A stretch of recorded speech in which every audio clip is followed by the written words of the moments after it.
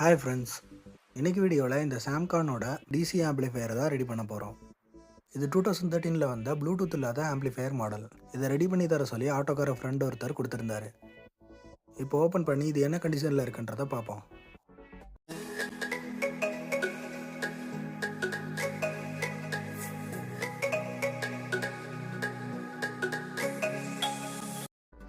இதை செக் பண்ணி பார்த்ததில் ஆம்ப்ளிஃபையர் போர்டு ஷார்ட் ஆகிருக்கு.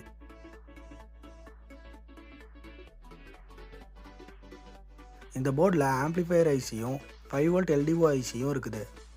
இந்த ஆம்ப்ளிஃபையர் போர்ட் 12V ஒர்க் ஆகும். ஆனால் இந்த டீகோடர் மாடியூல் 5V தான் ஒர்க் ஆகும். டீகோடர் மாடியூலுக்கான 5V சப்ளையையும் இந்த ஆம்ப்ளிஃபையரில் இருக்க LDO சர்க்கியூட்டு தான் கொடுக்கும். இந்த 15W ஆம்ப்ளிஃபையரை எடுத்துகிட்டு நம்ம TPA3110ங்கிற ஒரு 60W ஆம்ப்ளிஃபையர் போர்டை யூஸ் பண்ண போகிறோம். டீகோடர் மாடியூலுக்கு 5V சப்ளை கொடுக்கறதுக்காக மினி 360ன்ற ஒரு பக் கன்வெர்ட்டரை யூஸ் பண்ணியிருக்கேன். இதில் இருக்க ஸ்க்ரூவை அட்ஜஸ்ட் பண்ணி நம்ம வேணுங்கிற வோல்டேஜை அவுட்புட்டாக எடுத்துக்கலாம்.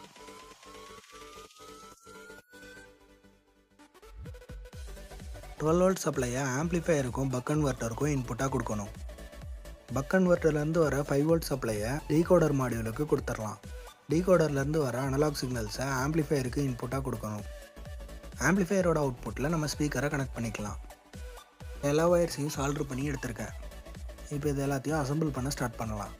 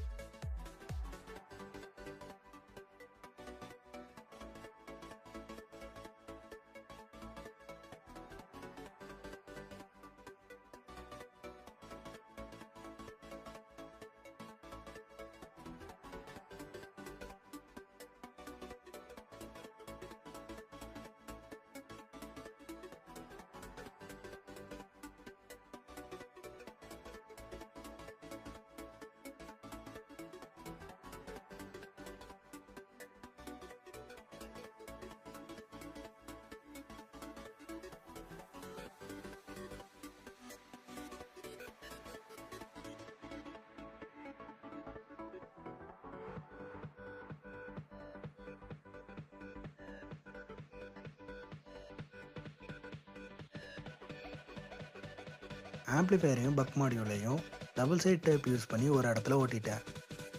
பவர் சப்ளை கொடுக்கறதுக்கு ஒரு ஃபீமேல் கனெக்டரை யூஸ் பண்ணியிருக்கேன். இப்போ பாசிட்டிவ் அண்ட் நெகட்டிவ் ஒயர்ஸை அதில் கனெக்ட் பண்ணிவிட்டு ஆம்ப்ளிஃபையரை க்ளோஸ் பண்ணிடலாம்.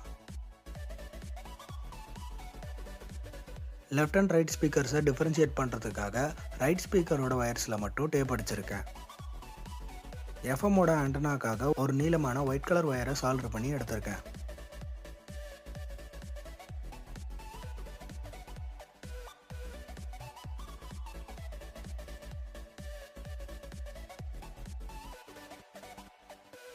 இப்போ இதுக்கு 12V சப்ளை கொடுத்து எப்படி ஒர்க் ஆகுதுங்கிறத பார்க்கலாம்.